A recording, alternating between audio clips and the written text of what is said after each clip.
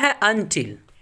Until का माना होता है जब तक नहीं, या हत्ता के, या ता वक्ते के। कायदा क्या है? कायदा वही है पिछला वाला कि लफ्ज़ अनटिल के साथ आने वाला जुमला अगर फ्यूचर इंडेफिनिट टेंस में हो तब भी इंग्लिश बनाते वक्त उसे प्रेजेंट इंडेफिनिट टेंस में ही लिखा जाता है। एक और इसके साथ शर्त ये है कि ये जुमला मुस्बत बनता है, यानी अनटिल के बाद आने वाला जुमला वो साथ लगकर वो मुस्बत होता है, यानी अफर्मेटिव होता है। जैसे मिसालों समझते हैं, जब तक मैं नहीं आ जाता कहीं मत जाना। किसी से बोलते हुए देखो, जब तक मैं नहीं आ जाता कहीं मत जाना। अब यहाँ बनाएंगे until I come, don't go anywhere. अब यहाँ पर समझने वाली बात यह है कि हमने दो बातें बताई थी कि अनटिल के बाद अगर कोई फ्यूचर का जुमला हो, यानी कि बात उर्दू में फ्यूचर के हो, तो उसे भी प्रेजेंट में लिखते हैं। और दूसरी चीज़ ये कि अनटिल के बाद आने वाला जो लगकर जुमला आता है वो मुस्बत होता है, अफर्मेटिव आता है। तो यहाँ पर तो मुस्बत है, मुस्तक़बिल वाली बात अभी नहीं आई है।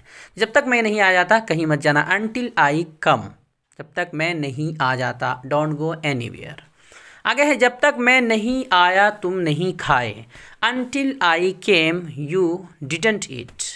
Until I came you didn't eat. जब तक तुम नहीं जाते मैं नहीं पढ़ूँगा, यानी जब तक तुम नहीं जाओगे मैं नहीं पढ़ूँगा। ये भी मतलब हो सकता है कि जब तक तुम नहीं जाओगे मैं नहीं पढ़ूँगा।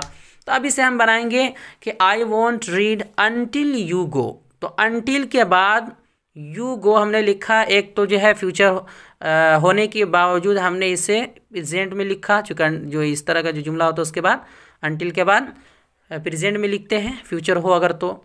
और दूसरा ये है कि अनटिल के बाद आने वाला जो वर्ब होता है वो अफर्मेटिव होता है। तो until you go, I want read until you go. आगे बढ़ते हैं, इसी तरह का है अनलेस। अनलेस का माना होता है अगर नहीं, जब तक के नहीं। कायदा है वही पिछला कायदा है कि लफ्ज़ अनलेस के साथ आने वाला जुमला अगर फ्यूचर इंडेफिनिट टेंस में हो तब भी उसे इंग्लिश बनाते वक्त प्रेजेंट इंडेफिनिट टेंस में ही लिखा जाता है। नीज वो जुमला मुस्बत बनता है पिछले की तरह है। जैसे मिसालों समझते हैं, अगर आपने खालिद को खेलने नहीं दिया तो वो नहीं पढ़ेगा।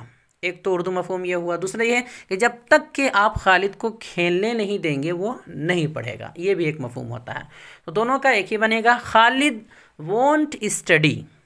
सिंपल जुमला है, खालिद वोंट स्टडी, खालिद नहीं पढ़ेगा। कब?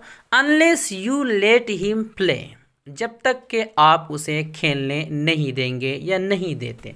तो अनलेस के बाद आने वाला जो जुमला है वो क्या है? अफर्मेटिव है। अनटिल यू लेट हिम मनफी या नेगेटिव नहीं है।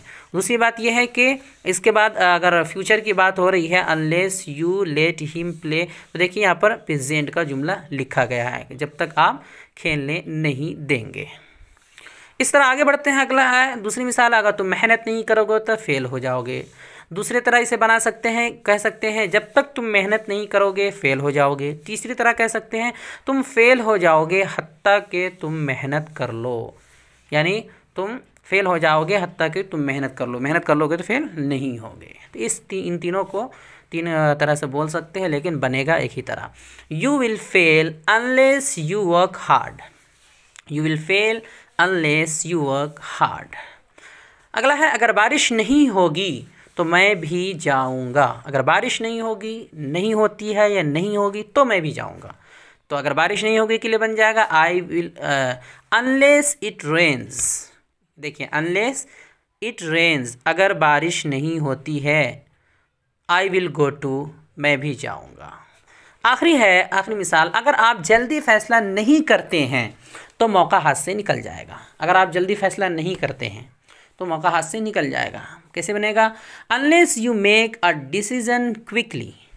अगर आप जल्दी फैसला नहीं करते हैं, unless you make a decision quickly the opportunity will be lost.